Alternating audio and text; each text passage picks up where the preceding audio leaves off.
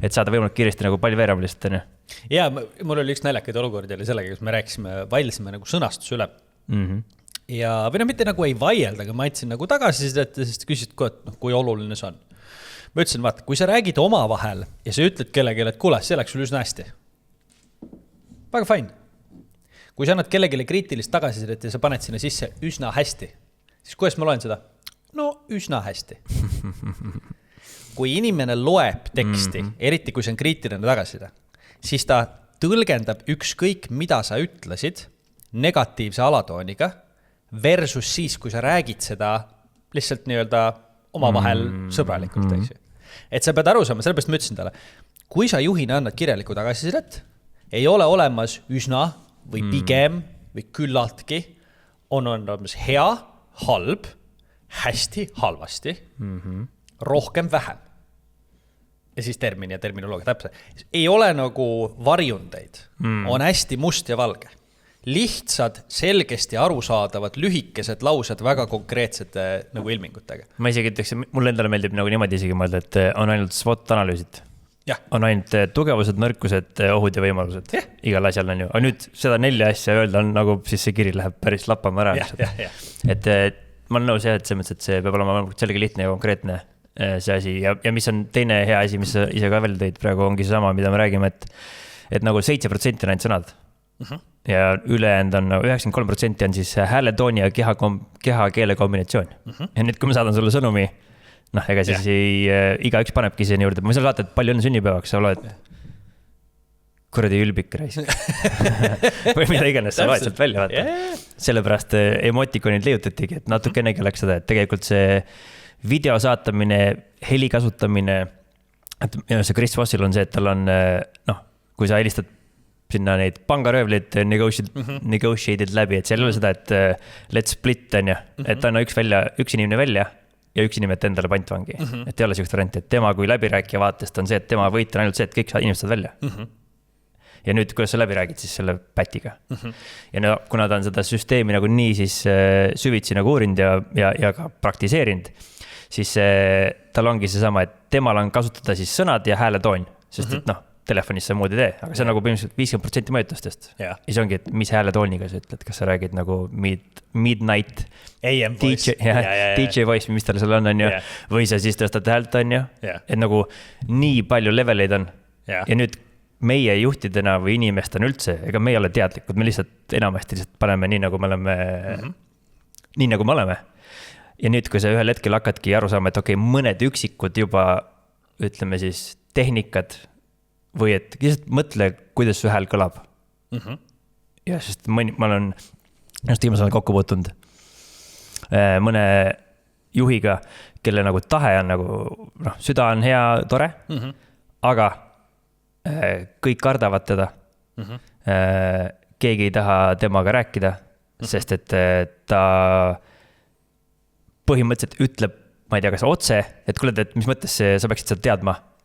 Ja me ei veeda selle peale rohkem aega kui 5 minutit. Et meil on läinud juba 20, see ei ole okei. Ja ongi pekkis. Ja kui sa räägid kõigiga niimoodi, siis ainukene probleem sul ongi see, et su hääletoon, kui sa ütleksid, kuule, et mis läheb liiga palju aega praegu selle peale, et see vist ei ole, või mis sa arvad palju, ja kui sa üldse läheksid küsimustega, juba nagu lahendad nagu need probleeme palju kiiremini ära, on ju. Et kas sul on endal mingi, oled sa kogu aeg nagu suutnud seda tagasisidet sellisel kujul teha või mis hetkel sa üldse nagu teadvustama hakkasid, et on mingi, ma ei teagi, tehnika või et on mingisugused meetodid, mida sina saad kontrollida juhina, mis tegelikult mõjutavad sinu, ma ei tea, sõnumit, ütleme siis niimoodi, sest sa tegelikult oledki ju sõnumi businessis nii üleüldises mõttes. Seal on väga konkreetne hetk, millisel hetkel tagasiside andmine ja üleüldiselt nende vestluste pidamine minu jaoks muutus oskuseks, mida päriselt arendada ja teha.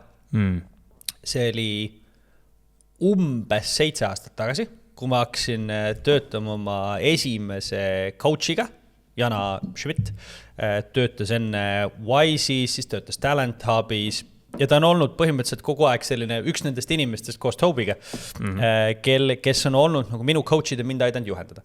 ja Jana andis mulle tagasisidestamise koha pealt konkurentsitumalt, ma ei mäleta, kas see oli tema enda oma või see tuli kuskilt nagu mujalt, aga tema käest ma esimest korda kuulsin seda ja ta ütles väga-väga hea kirjelduse sellest, mis asi on tagasiside. Et tagasiside on nagu kink, mille sa teed kellelegi teisele. Sa mõtled selle peale, mida nad tahaks, milline see oleks, kuidas see välja peaks nägema, kuidas see pakitud peaks olema, millal sa selle üle annad, kuidas sa selle üle annad, siis sa annad selle üle, sa unustad selle ära, sellepärast et sellest hetkest alates, kui sa oled selle ära andnud, see on sinu kätest väljas. Sinu töö on enne seda ja koos selle presentatsiooniga. See on see, kus on sinu töö. Tagasiside mõju ei hakka sellest hetkest, kui sa nii-öelda esimesed sõnad teed. Tagasiside mõju hakkab sellest hetkest, kui sa üldse selle inimese peale mõtlema hakkad ja seda kinki valima hakkad.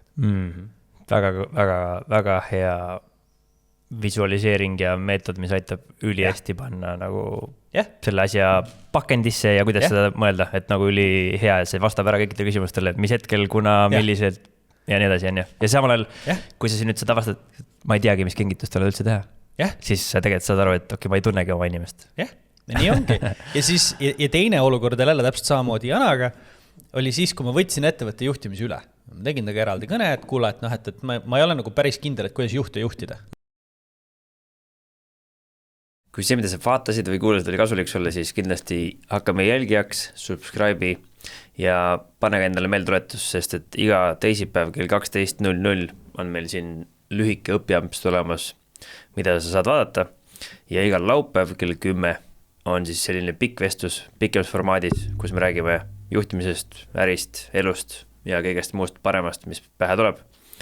Nüüd kõige olulisem sõnum minul sinule tegelikult on see, et ma sooviks, et sa mõtleksid ise. Et tavaliselt öeldakse, et vaata järgmist videot ja klikid siia või kuhu iganes kohta. Siis mina ütlen, et enne kui sa kuhu üldse klikkima hakkad, siis mõtle, kas sul on päriselt seda asja vaja. Sest tõenäosus on see, et see, miks sa selle järgmisele videole klikid, on juba vabandus. Ja mille koht see vabandus on? Ehk siis sa tahad õppida juurde, aga tegelikult sa juba tead, sa oled ära õppinud kõik asjad ja sul oleks vaja tegutsema hakata, mitte siin üldse rohkem videosid vaadata.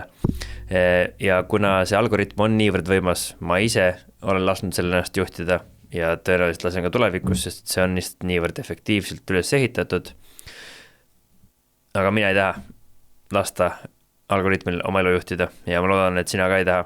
Ja emotsioonid on lühiajaline mõtle, et emotsiooni peale klikkida seda järgmist videot ei ole väga kasulik pikaajaline otsus.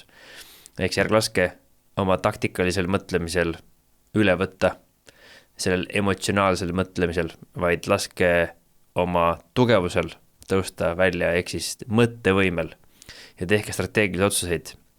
Et iga inimene on kindral ja sõdur samal ajal, et peab mõtlema ja tegutsema nagu sõdur siin taktikalisel levelil, aga strateegilise eesmärkide nimel. Ehk siis mis on need asjad, mida te päriselt tahate elus saavutada? Te tõenäoliselt ei saavuta neid siin internetis. Ehk järgi muutuge robotiteks.